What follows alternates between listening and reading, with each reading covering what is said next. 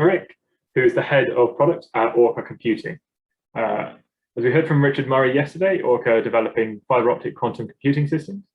So, Kris, I'll let you take it away. Thanks so much, Elliot, and thanks for letting me cover Richard, who apologizes that he couldn't make it today.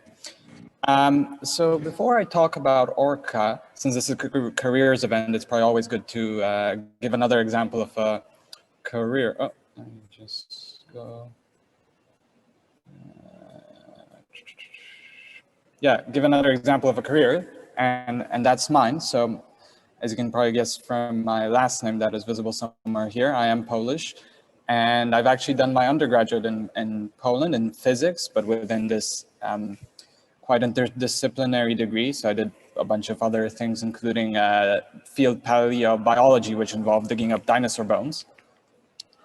But I majored in physics, and after my bachelor's and finishing my bachelor's in physics, I went to Oxford to do a PhD with Ian Walmsley in his ultra-fast quantum optics group. And there I worked generally on quantum technologies based on light-matter interactions, mostly quantum memories, but also did a bit of quantum frequency conversion and quantum thermodynamics. During that PhD, I actually invented and demonstrated a new type of quantum memory, which was noise-free room temperature, based on 2-photon absorption. You can see the link to the paper down there, which will become important for what I say about ORCA. So then after my PhD, I went to Geneva, to Switzerland, to do a postdoc in the group of Nicolas Gizon, more on the quantum communication side of things. And there I worked mostly on quantum memories, but for sensing and communications. And during that time, I also completed this entrepreneurship course called the Business Concept, organized by the Swiss Innovation Agency. And I'm just flagging it here because just to show that there's always opportunities out there to learn more about industry and even entrepreneurship, startup life, even if you're, a career academic. So then when I was in Geneva, Ian and Richard, who was speaking yesterday, they contacted me out of the blue saying, hey, Kris, we're creating this company based around some of the memory work you've done during your PhD. Do you want to be part of that? So I jumped on that occasion and came back to the UK to become head of product for ORCA Computing. And just to say what head of product means, actually, it's quite a varied role where I both work on the kind of research and development on the technology side, on the memory side, developing these memories, but also continuously have to look at the applications of our devices and our quantum processors and look at the whole product pipeline from generating the IP and making sure it's protected to engineering to even sales and being very customer facing. So this really shows that in a startup environment, you can really do everything. There's always more work to be done, so you can always take on more roles than what you might be used to in an academic setting.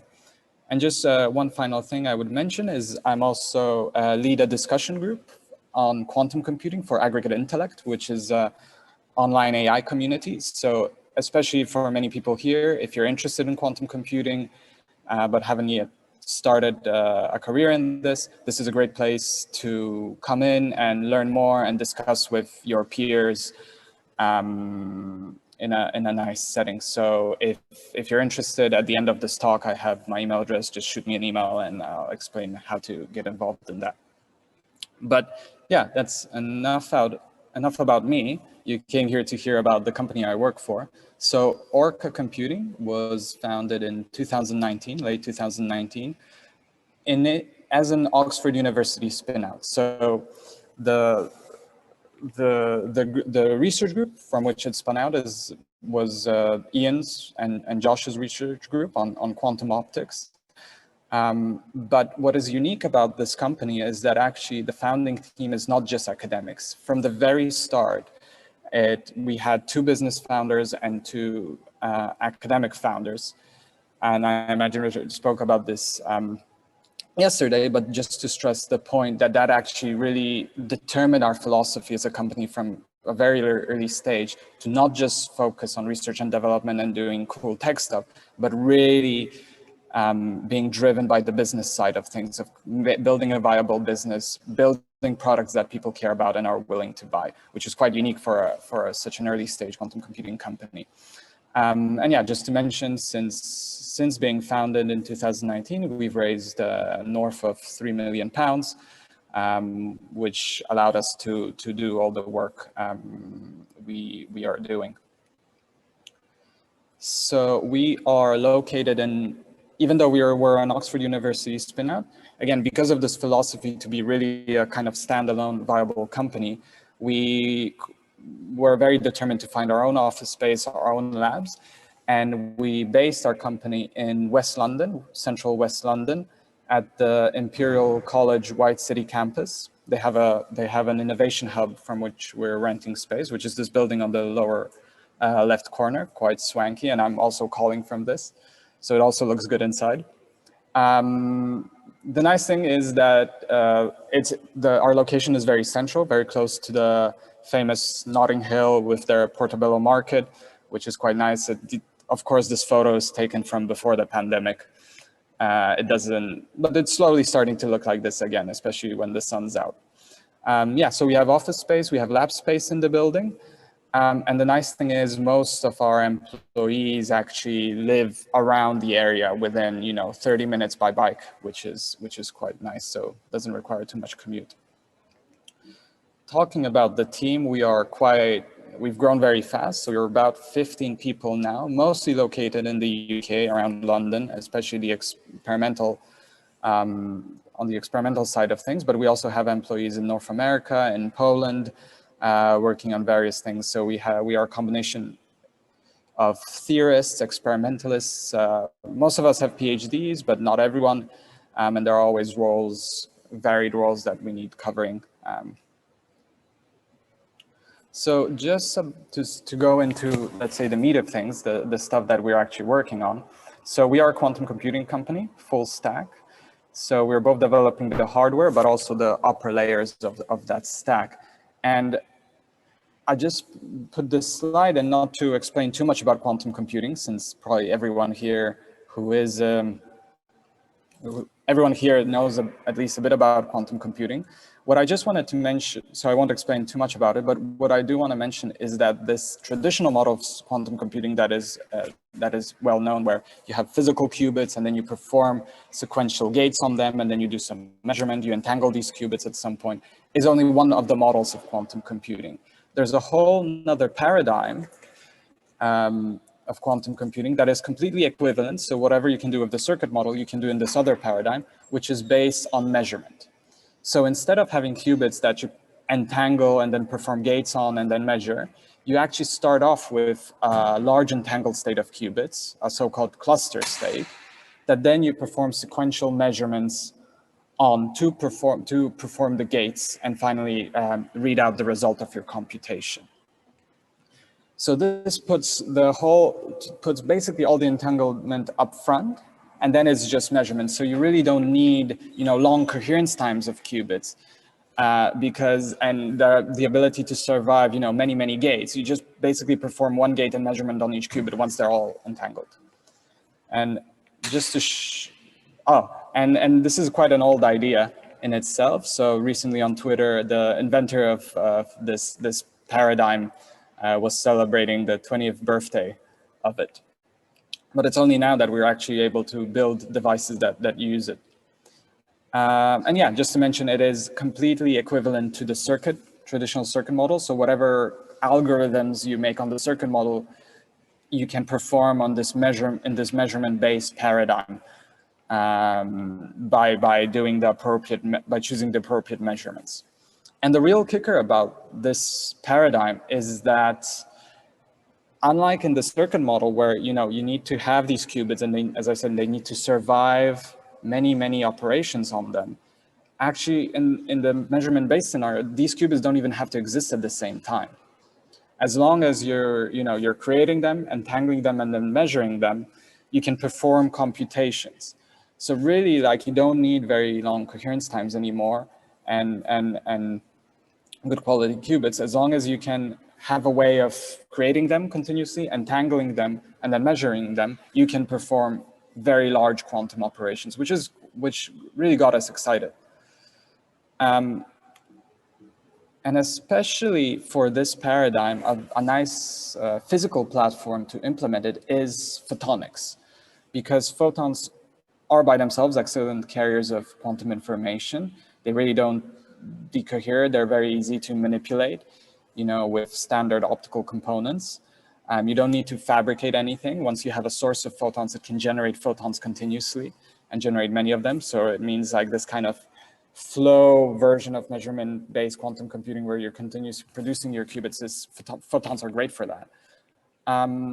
Yeah, they're very also easy to transport, to connect with each other, improving their scalability and meaning you can easily think of distributed kind of net quantum computers using photonics. And actually, all quantum computing platforms at some point, if you want to network them, will have to go through photons, through either frequency conversion or another method. The other nice thing about photons is that they're very fast. You can generate photons at very, very high rates, over gigahertz, and they have many degrees of freedom. So there are many different ways of encoding quantum information, encoding a qubit on a photon. It can be polarization, it can be in their frequency, it can be in time. So actually it's a very rich object to do quantum computing on. And finally, what is really nice is that all these benefits survive at room temperature. So that's why they're also great photons for transporting quantum information long distances. The one challenge with photonics is that with most current methods of generating them or entangling them to generate these big cluster states, most of these methods are probabilistic, which means you have to try many times to generate a photon, for example, and only on few occasions that photon gets generated. So if you want to, generate many photons at the same time so that you can entangle them and interact them, it's actually very difficult. You can either have a huge overhead, so try, have many sources and try many times and hope that at least a few of them at the same time create photons, but that increases the overhead. So here's where the quantum memory innovation from Oxford comes in that if you have a memory, you can then store a photon whenever it gets produced and then controllably release it. So this is called temporal multiplexing, where you take something that happens at low probability and then turn it into something deterministic through the controllable release of the photon. And these memories we can build with room temperature, again, vapors.